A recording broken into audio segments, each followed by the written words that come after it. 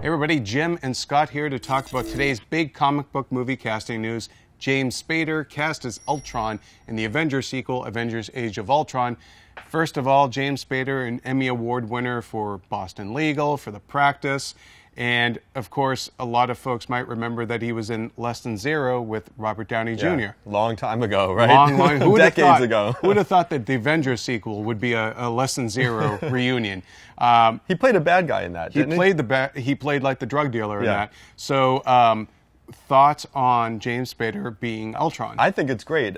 He's the perfect sort of disturbed, damaged, swarmy guy that I picture Ultron being. Like everyone knows that Ultron is an evil robot, but I'm not sure if everyone is quite aware that Ultron is an evil robot who has a daddy complex. He's fixated on the guy that created him.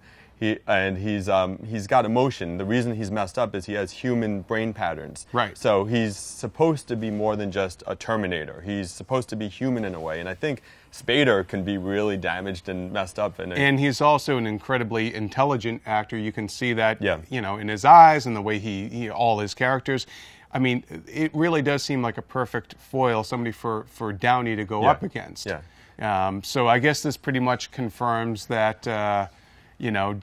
Tony Stark is going to be the creator of Ultron rather than Hank Pym. It seems like it, right? And it makes sense. I mean, we know Pym's not going to be in it, and that Comic-Con teaser they played for us, basically, there was Iron Man's helmet kind of being messed up and turning into Ultron's head. So it seems like that's where it's going, and it's going to be great. Spader and Downey together on screen. Yeah, I mean, there's somebody that you can totally see these two going toe to toe. Now, here's the question.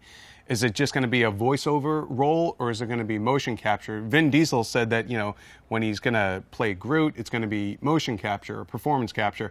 What do you think? Probably Spader going to suit up and... Yeah, I guess when I first heard the Ultron announcement, before we knew it was Spader, for some reason I was assuming it was just going to be a CGI character with a voiceover. But actually now with the Groot news and knowing how they handled Hulk as well, Ruffalo mo-capped Hulk, I think it's got to be motion capture. I mean, it just also it just seems like that would have been the big catch for Spader, is I want to actually act opposite Downey again, you know, and see these two kind of just play off of each other a little more.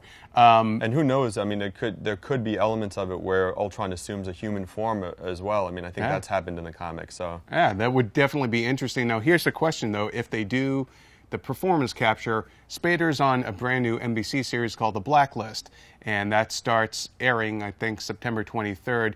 Now, according to our TV editor, Eric Goldman, that show, if it gets picked up for a full season of 22 episodes, it would continue filming until, I think, February or March. Yeah, and then, Avengers 2 is supposed to start filming around that time. First quarter of 2014. So it could work. Yeah, it could work. I mean, they could just film without Spader for a while, and then he can come in at the end of the shoot and basically do all the Ultron stuff. A lot of the motion capture stuff happens in this thing they call the volume, right? Where they go in and it's big green screens and he puts on the suit. And so and the suit is basically pajamas with sensors. Yeah. So, and I know, like on Dawn of the Planet of the Apes, which is shooting now, they were doing all the motion capture stuff they're doing motion capture stuff on set, but then they do the volume stuff at the very last couple of weeks as well. So there could be like maybe a stand-in or a body double for any Ultron action sequences. Yeah.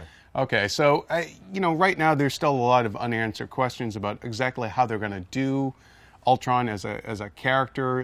What exactly is his plot? Is it just something as simple as, hey, my father created basically the Frankenstein thing of, you created me and now I'm going to turn on you. What do you think Ultron's big scheme is going to be? I think that we're just speculating, but it seems that there's a daddy issue with Tony Stark to begin with, right? Right. Tony Stark has an issue with his father, Howard Stark, and he's always resented the attention that Captain America got from Howard Stark, right?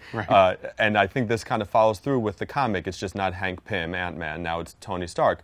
Ultron is going to resent his father for being rejected or something like that. So I think that's what we're going to see. Well, they just need to hug it out. That's my plot idea. I hope they do. Avengers 2. Avengers 3. And most of the movie is just all shawarma. And then a robot tries to eat shawarma. Hey, Ultron can join the team in Avengers 3. There we go. All right, folks, we'll keep it locked here to IGN for all your news on Avengers Age of Ultron. You know, it's going to be an exciting time. So stay tuned, IGN.